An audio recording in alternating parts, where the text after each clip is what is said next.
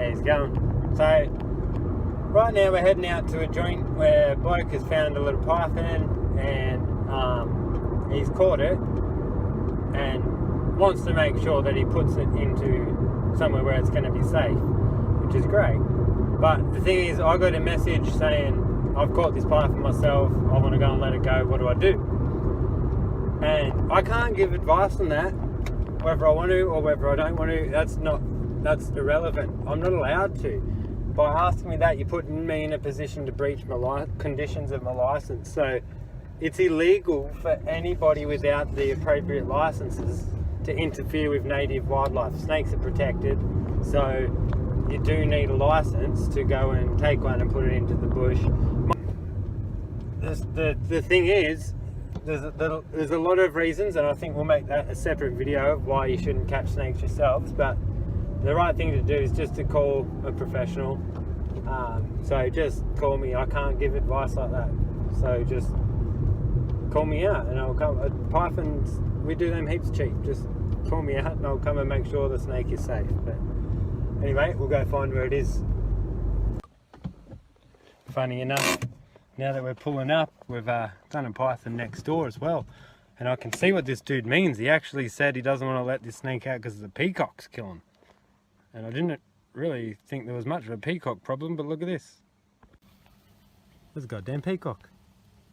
Well, what do you know, they do terrorise this neighbourhood. I'll try and have a look. See, coastal carpet, I'm assuming. Oh, well, hello. Someone's pet or something. Yeah, it's a coastal. Yeah, a little coastal carpet python. Hello, little fella. You sit in here. Sit in here so we can see. Or even just sit still. So, I might both hands. Yeah, a real little one. Not a baby. How old would he be? He'd be a yearling. Yep. So like when they're first born, they don't even really have much of a pattern, and they're only probably about that long. Yep. So it'd be from last year's babies, but it's definitely a very, very young one.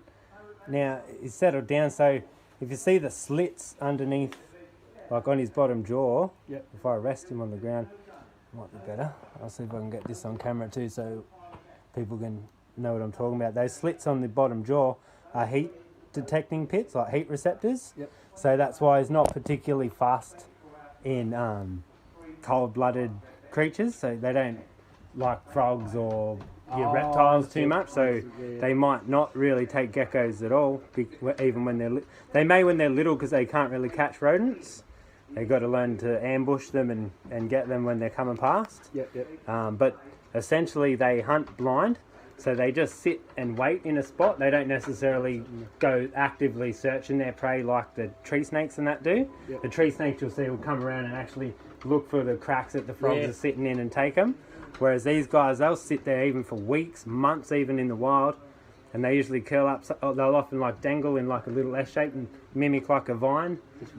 Just waiting for something to come past, and they can detect the heat in the middle of the night, so they don't even need to see those heat receptors, you know, like on pit vipers. Yeah. So it's just like that, where they can just detect the heat signature, so it could be pitch black and they can see exactly where that animal is. So it's pretty amazing. I'd say his mum lives around here too, because Mum has no real role in. Hey, oi, cheeky little bugger. hey, they can be. You stop that. They can be a bit nippy when they're little, because like, they don't know. Yeah, they don't know. I wouldn't bite something if it makes them feel better. Doesn't really hurt.